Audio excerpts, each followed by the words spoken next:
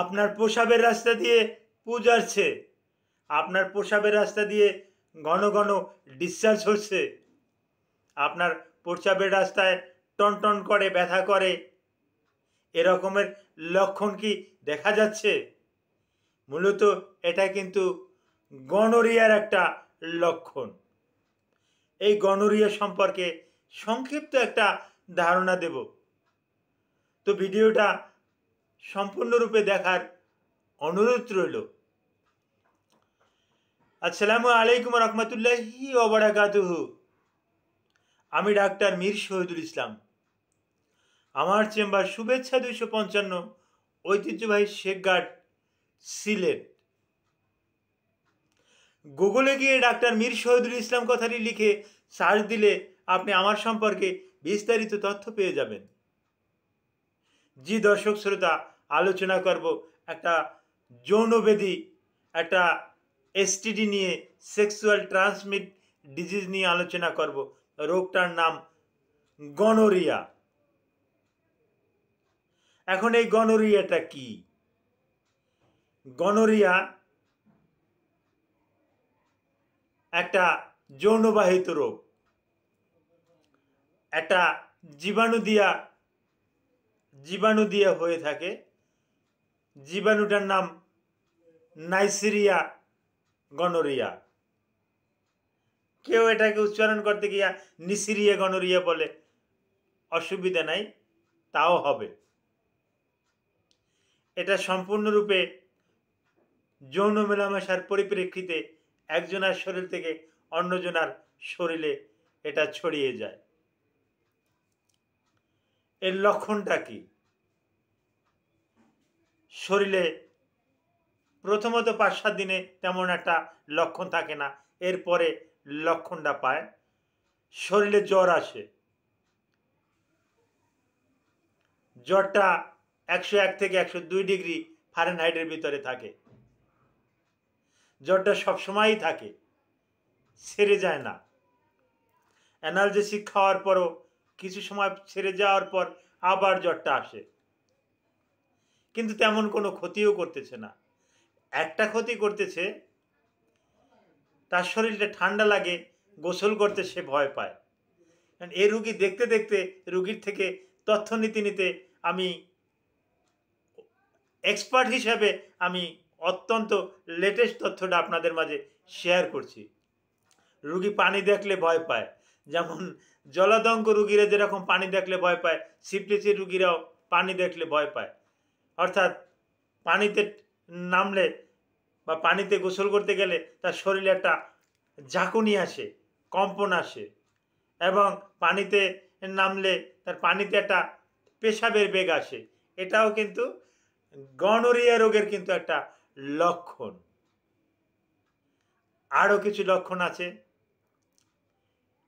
বিশেষ করে পুরুষের এই পেনিসের মাথা, যেটা গ্লান্স পেনিস, এর সামনে যেটা থাকে ইউরেথ্রা ওরিফিস, এই ইউরেথ্রা ওরিফিস দিয়ে ডিসচার্জ হতে থাকে, অনাবরত ডিসচার্জ হতে থাকে, থামে না। মনে হচ্ছে যে পুরুষের মাসিক হচ্ছে। কথাটা আমি যদিও ছলনার ছলে বলছি, কিন্তু এরকমেরই, থামছে না, একটু একটু ফোটায় ফোটায় বাইর হচ্ছে।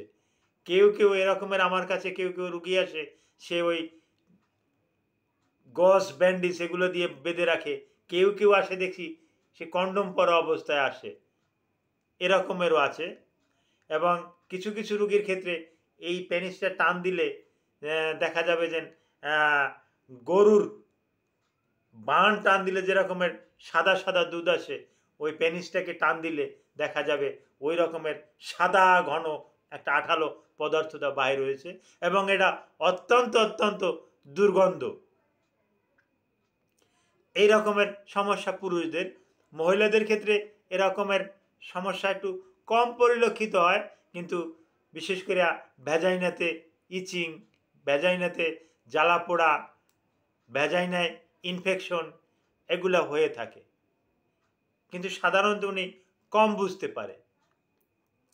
এগুলা মেল ফিমেল উভয়ের ক্ষেত্রে কিন্তু একটা বড় সমস্যা হয়ে দাঁড়ায়, যে এটা ইনফার্টিলিটি তৈরি করে, নারী পুরুষ উভয়ের বন্ধত্ব তৈরি করে, বাচ্চা দানে কিন্তু অক্ষমতা আসে।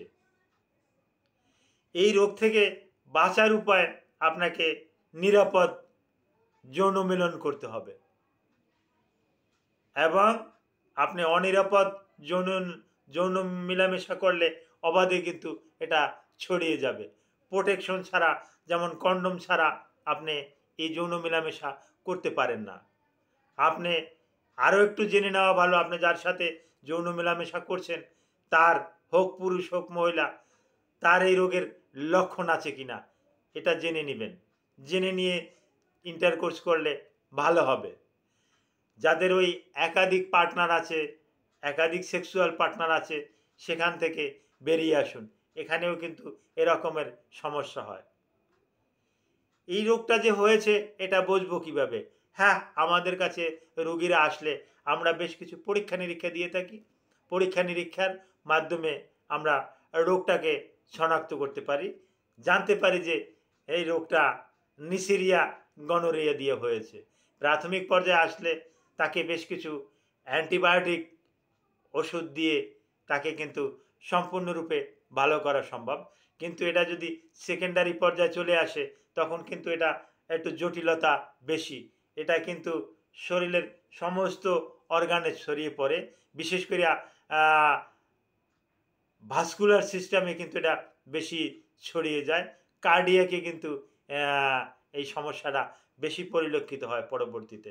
এবং মহিলাদের ক্ষেত্রে যদি এটা হয়ে যায় এবং উনি যদি প্রেগনেন্ট থাকে, ওনার যদি একটা বাচ্চা আসে, এই বাচ্চার কিন্তু চোখে কিন্তু সিফিলিসটা কিন্তু গনোরিয়াটা কিন্তু